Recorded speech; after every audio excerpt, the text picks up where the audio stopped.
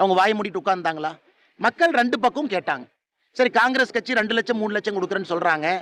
பாரதிய ஜனதா கட்சி ஜேடியு கூட்டணி ஆல்ரெடி 10,000 போட்டுட்டாங்க, இன்னும் 1,90,000 போடுவாங்க. இரண்டையும் பாற்று விட்டு மக்கள் முடிவெடுத்திருக்கிறாங்க. அதனால ஜனநாயகத்தை பொறுத்தவரை மக்களுக்கு சாய்ஸ், அவங்க செலக்ட் பண்ணியிருக்கிறாங்க.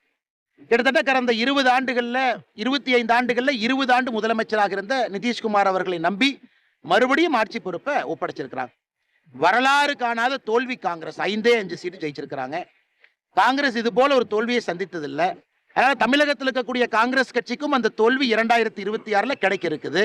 அதனால் அதனுடைய கட்சியினுடைய தலைவர் வயிற்றெரிச்சல்ல பேசுவதாகத்தான் நாங்கள் பார்க்கின்றோம். பீகார் சட்டமன்ற தேர்தல் முடிவுகளை எதிர்வரும் தமிழக சட்டமன்ற தேர்தலோடு எப்படி பொருத்தி பார்ப்பீங்க? அண்ணா, மோடி அவர்கள் மீது மோடி அவர்களுக்கான செல்வாக்கு, நல்ல அரசு வேண்டும் என்கின்ற செல்வாக்கு, குடும்பாட்சி வேண்டாம், தேஜஸ்வி யாதவ் வேண்டாம் என்கின்ற மக்களுடைய நிலை, காங்கிரஸ் எந்த கூட்டணியில் இருந்தாலும் அந்த கூட்டணியை தோற்கடிக்க வேண்டும் என்கின்ற எண்ணம், இதை நான் தமிழ்நாட்டில் பார்க்கிறேன்.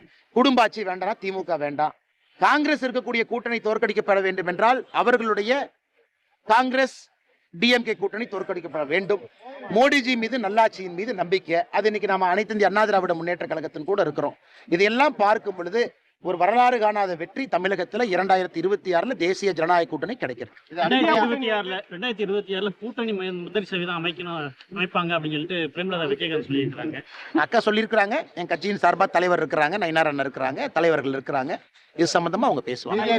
பீகார்ல சட்டமன்ற பெரும்பான்மை பெற்றதுனால தமிழ்நாட்டில் நீங்க அதிமுக நிர்பந்திக்கிறது வாய்ப்பு இருக்கா சார்? அதெல்லாம் பேசுவதற்கான காலமும் நேரமும் இது இல்லைங்கன்னா, மரியாதையான கூட்டணி.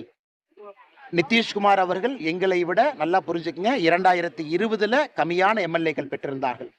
நிதிஷ்குமார் அவங்கள முதலமைச்சராக்கி இருக்கோம். 2025 எங்களை விட கம்மியா சட்டமன்ற உறுப்பினர்கள் நிதிஷ்குமார் அவங்க பெற்றிருக்கிறாங்க. மறுபடியும் முதலமைச்சராக்கி இருக்கிறோம். காரணம் கூட்டணி தர்மம், கொடுத்த வாக்கு, கொடுத்த மரியாதை, ஒன்றாக இருக்கின்றோம். பீகார்ல காங்கிரஸ் எங்கேயாச்சும் ஒரு இடத்துல கூட்டணியிலிருந்து அவங்கள விட கம்மியா வந்த ஒருத்தர் முதலமைச்சர் ஆக்கின வரலாறு காங்கிரஸ் இருக்காங்கன்னா கிடையாது. இப்ப காங்கிரஸ் என்ன ஜனநாயகம் பேசுறாங்க? கொடுத்த வாக்கும் கொடுத்த மரியாதையும் அப்படியே காக்கக்கூடிய ஒரு கூட்டணி தேசிய ஜனநாயக கூட்டணி. 2020 ஒருக்கா பண்ணி தான் நீங்க ஃப்ளூக்குங்கலாம். 2025 இரண்டாவது முறையும் செய்திருக்கின்றோம். 89 எம்எல்ஏ 85 எம்எல்ஏ நிதிஷ்குமார் அவர்கள். ஏன்னா அவர்கள் தலைமையில் எலெக்ஷனுக்கு போனோம். அதனால் நிச்சயமாக எல்லா கூட்டணியும் பாரதிய ஜனதா கட்சி அப்படி